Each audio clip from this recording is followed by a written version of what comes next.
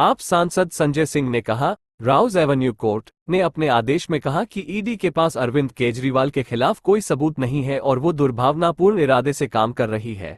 ED के पास अरविंद केजरीवाल के खिलाफ कोई मनी ट्रेल नहीं है, कोई सबूत नहीं है, कोई पैसे की रिकवरी नहीं है और इसलिए अरविंद केजरीवाल निर्दोष है। और इसी बीच ईडी के लोग बिना ऑर्डर की कॉपी लिए असंवैधानिक, गैरकानूनी तरीके से हाई कोर्ट पहुंच गए और उस बेल पर स्टे ले आए। अरविंद केजरीवाल को केंद्र सरकार, पीएम मोदी के निर्देश पर सीबीआई ने गिरफ्तार किया। 4 जून को सुप्रीम कोर्ट में सुनवाई होती है इस साल इसी महीने। अब 4 जून को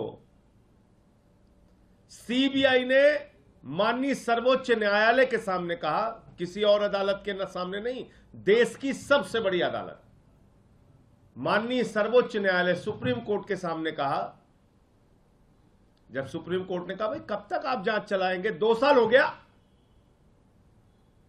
2 साल हो गया, कब तक आपकी जांच चलती रहेगी।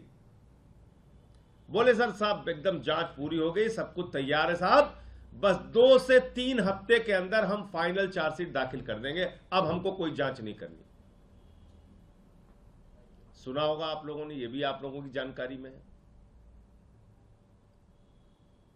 माने सीबीआई सुप्रीम कोर्ट को गुमराह कर रही है। इसका मतलब सीबीआई अपनी जांच पूरी कर चुकी थी। इसका मतलब सीबीआई को आगे जांच नहीं करनी थी। इसका मतलब सीबीआई को कोई और गिरफ्तारी नहीं करनी थी। लेकिन सीबीआई वालों को बेचारों को क्या पता कि उनको अभी क्या क्या करना पड़ेगा। उसी बीच एक ऐतिहासिक फैसला ट्रायल कोर्ट का, ईडी कोर्ट का अरविंद केजरीवाल के मामले में आता है और वो फैसला यह कहता है ईडी के पास कोई सबूत नहीं है अरविंद केजरीवाल के खिलाफ। ईडी दुर्भावना से काम कर रही है अरविंद केजरीवाल के खिलाफ। ईडी के पास कोई मनी ट्रेल नहीं है, कोई सबूत नहीं है, एक पैसे की बरामदगी नहीं है और इसलिए अरविंद केजरीवाल निर्दोष हैं। ये ईडी कोर्ट ने, ट्रायल कोर्ट ने, माननीय न्याय बिंदु जी की जज की कोर्ट ने ये फैसला दिया और उसी बीच ईडी के लोग गैर संवैधानिक तरीके से, गैर कानूनी तरीके से, बगैर आदेश की कॉपी लिए हाई कोर्ट पहुंच जाते हैं और उस जमानत पर स्टे ले लेते हैं। अब केंद्र सरकार को लगा कि अरे ये तो केजरीवाल बाहर निकल जाएंगे। जिस सीबीआई ने कहा जांच पूरी हो गई है, 2 से 3 हफ्ते में फाइनल चार्जशीट दाखिल हो जाएगी, उसको केंद्र सरकार ने कहा, बीजेपी की सरकार ने कहा, मोदी की सरकार ने कहा जाओ तुरंत अरविंद केजरीवाल पे नया मुकदमा लिखो और उनको गिरफ्तार करो। जांच एजेंसियों का कितना खुला दुरुपयोग हो रहा है, इससे बड़ा कोई उदाहरण नहीं मिल सकता। तुरंत पहुंच गई सीबीआई जेल, 3 घंटे तक वहां पूछताछ किया, दूसरे दिन कोर्ट में हाजिर करा लिया, फिर उनकी गिरफ्तारी कर ली, फिर उनकी 3 दिन पुलिस रिमांड ले ली सीबीआई ने और 3 दिन के बाद आके कह दिया साहब अब जांच नहीं करनी, इनको जुडिशियल कस्टडी में भेज दीजिए।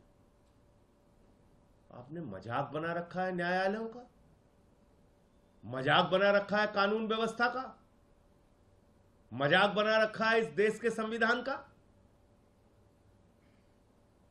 एक मुख्यमंत्री जिसको आपने 2 साल तक गिरफ्तार नहीं किया, कोई सबूत नहीं थे आपके पास, लाखों पन्ने आपने छिपा के रखे हुए हैं ईडी सीबीआई ने, और अचानक आपको लगा कि अरे ये तो बाहर निकल जाएंगे, सुप्रीम कोर्ट से भी ट्रायल कोर्ट की जमानत पर मुहर लग जाएगी, उससे पहले आपने फर्जी मुकदमा लिखा, उनको गिरफ्तार कर लिया। किसके इशारे पे? मेरा सीधा आरोप है केंद्र सरकार के इशारे पे, भारतीय जनता पार्टी के इशारे पे, प्रधानमंत्री नरेंद्र मोदी के इशारे पे।